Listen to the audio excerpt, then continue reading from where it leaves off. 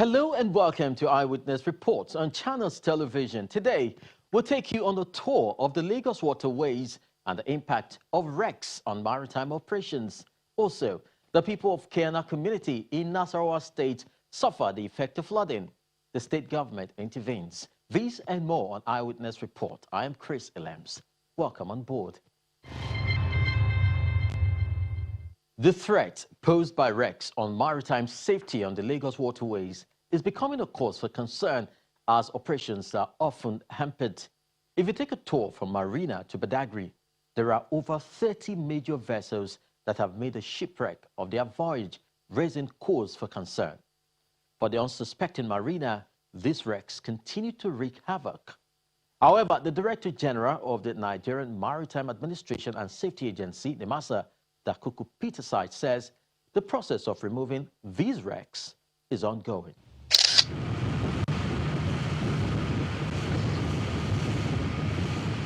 A tour of the Lagos waterways leaves even a first-timer with an impression of a very busy channel.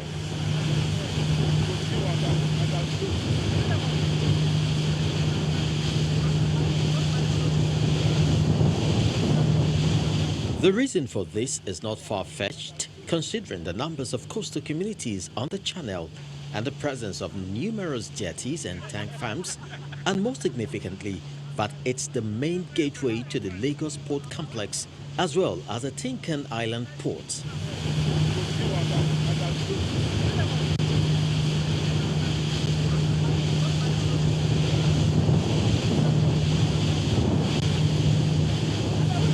While most of the huge ocean liners, ships and smaller boats carry out their businesses in the maritime space, they are faced with numerous challenges bordering on security and safety. A quick look at the Lagos Channel reveals a major threat to safe navigation and a source of worries to maritime operators and other seafarers. Right from Marina to Badagry, these wrecks of vessels that no longer belong to the waterways litter the stretch, hindering safe water travel.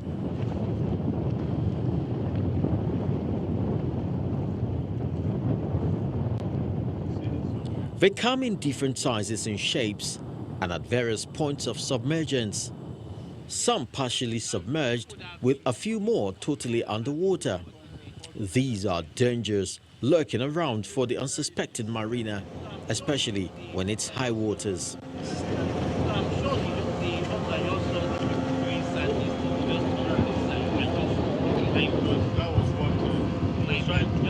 Only recently, a Nigerian Navy ship, Calabar, encountered one of the wrecks while on an assignment, and the impact has left her grounded until repair works are effected. This is just a very typical example of what hazards ships and vessels that ply that route go through. This is the NNS Calabar that had an accident on that route, and I'm going to show you the impact and the dent that this ship went through. All right, so if you come with me, I will show you just under the keel of the ship and see the effect of that.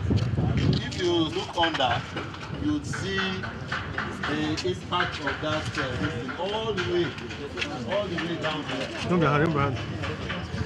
All the way down here.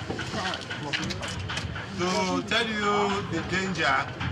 While addressing journalists after a recent tour of the affected area, the flag officer commanding the Western Naval Command expresses concerns over these increasing maritime threats. You have gone around parts of the Lagos Channel, particularly the Tinkan Navy Town Creek, and you have seen with your eyes the maritime wrecks and the dangers they pose to navigation. Definitely, we are sure that there are agencies of government that are responsible for removal of wrecks. I believe such agencies, by the time they see this report, perhaps definite action will be taken. To navigate safely at sea, Certain deliverables are required, which include nautical charts, which helps mariner move from point A to B in the safest and most economic way. Tides table, which predicts the height of tides within a port or harbor, as well as notices to mariners.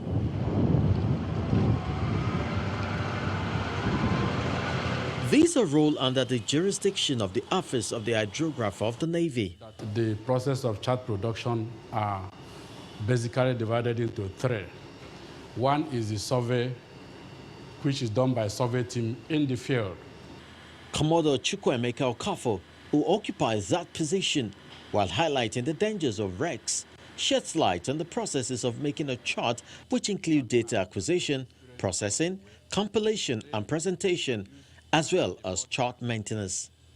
The process of charting is enormous, but in this place, it's categorized into three. The first one is by going to the area to be charted to acquire data. That is data acquisition. And so here we have a team of hydrographic surveyors who uses appropriate survey platform and equipment to go to the field where we want to survey and collect survey data. When they come back, we enter phase 2, which is data processing, compilation, and presentation. These are done by cartographers. So we have also a team of qualified cartographers that are here in the office that receives those data from the field and now process it further and produce charts and other deliverables that mariners use. When a chart is produced, it is also our responsibility to maintain those charts. So the last phase is chart maintenance. Up until 2019, the chart for Nigerian waters was produced by the British government because the Navy lacked the capacity to carry out such function. This meant channels like the Badagry Creek was left uncharted. However, with increased maritime crimes in that axis, the Navy positioned itself to ply the uncharted course. This has left a number of its patrol vessels in harm's way. The fate of the NNS Calabar and other vessels that have made a shipwreck of their voyage could have been different if all the waters are charted. During our survey of Lagos Channel and the part of Badagry Creek, we made contact with a number of wrecks. In fact, we identified 35 wrecks that are lying in those areas. It will be difficult for us to tell you how long they have been there. But they constitute a lot of navigational hazard to mariners. Without them being depicted on chart for mariners to know and avoid them, it will be difficult for them to move and could cause accident even while they are moving. Commodore Kafo would want to see other mariners do much more to make uncharted channels, such as the Badagry Creek dotted with 35 wrecks, safer through shared information. Mariners that ply their legitimate business in various parts of the maritime space using our product, the moment they discover that there is an incident here that could impede safe navigation of other mariners, it is their responsibility to report to the hydrographer's office, given the incident, the time, and the coordinates of that incident. We now record it in our log and publish it for other mariners to be able to know. While safety on our waterways remains on the front burner, a maritime consultant, Tony Iju, raises a salient point which borders on budgeting. And I know there's a budget to that, but federal government must have to look into it properly, those who do the budgets, those who are going to implement the budgets, and those who are going to give the contracts to make sure that there are thorough supervision and the whole wrecks have been removed. according to the budgets and the contracts. Wrecks removal on waterways is provided for in the Merchant Shipping Act and captured internationally under the Nairobi Convention for Wrecks, which provides for the principles, procedures, processes, and methods of wreck removal and receipt. The Nigerian Maritime Administration and Safety Agency NIMASA has the statutory responsibility of ensuring safety on our waterways. However, the Nigerian Port Authority and Nigerian Inland Waterways Authority also have roles to play. In an interview with Channels Television, the Director General of the agency, Dakuku Peter Sides, gives insights into the challenges and processes of wrecks removal, which include a scale of importance. As a responsible maritime administration agency for the country, we have initiated a number of policies pursuant to the Nairobi Convention, for which Nigeria ratified.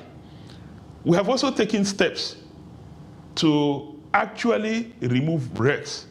Part of the steps is that before you remove wrecks, you need to put out marine notice, drawing the attention of those who own these wrecks. Wrecks are ships that are sunken or partially sunken, or ships that have been abandoned over time that now constitute threats. We have put out notice asking those who own these wrecks or those who used to own the wrecks to remove them within a period, after which we will now declare them a wreck and actually remove them so that it doesn't impede safety of navigation. Now, we have taken steps, we have carried out that process. The other thing is that we need to go through government procurement process to hire professionals who will physically remove the wrecks for us. Who ultimately bears the cost of wreck removal? The government, the shipping company, or insurance firm? He speaks on this and other options on the table for NIMASA to explore to ensure it delivers on its expectations. When you have wrecks, in an emergency situation, NIMASA will pay for the removal of the wreck and either transfer it to the insurance firm that provided cover for the vessel before it became a wreck or before it was wrecked, or the owner of the wreck. The alternative option for us is to remove the wreck, sell the wreckage or the steel structure, and recoup our money. The other one is what we're exploring. We're working closely with the Nigerian Port Authority, actually initiated it, where we get vessels to pay a wreck insurance. So if your vessel gets wrecked and constitutes a wreck, we can go ahead, remove the wrecks, and your insurance firm will pay NIMASA as receiver of wrecks in the country. Now, the third question is, how much will it cost to remove a piece of wreck? Or, again, just like I said to you, it depends on the size, it depends on the type, it depends on the location. While the processes of removing these wrecks are ongoing, how soon will actual removal begin? It speaks on this too. There are wrecks that require immediate attention. If the approval limits for the funds you need to spend removing the wreck is beyond the limits for which NIMASA can make an immediate decision, you escalate it to the Ministry of Transportation. If it is beyond their limit, it goes all the way to the Federal Executive Council. It takes time. Some requires that you advertise, some you may not necessarily advertise. The challenge is not funding. The challenge is simply just going through the process. Now, part of the process requires that you identify these wrecks. You mark these wrecks. You try to determine the nature of the wreck and, if possible, the volume of the wreck. All of these things take time. But what I can assure you is that in a very short time, we will begin actual removal of wrecks. An unsafe channel is directly proportional to an insecure waterway, which is a bad position for businesses or economic growth. Also, some of these wrecks have over the years been converted to hideouts by criminal elements who wreak havoc on their victims and take up shelters there. While seafarers and other mariners go about their duties, the Nigerian Navy is expected to provide security for them. which could be hampered by wrecks. Therefore, it will be a right call for the federal government to adequately enhance the operations and activities of its safety agency, so the wrecks are taken off as quickly as possible.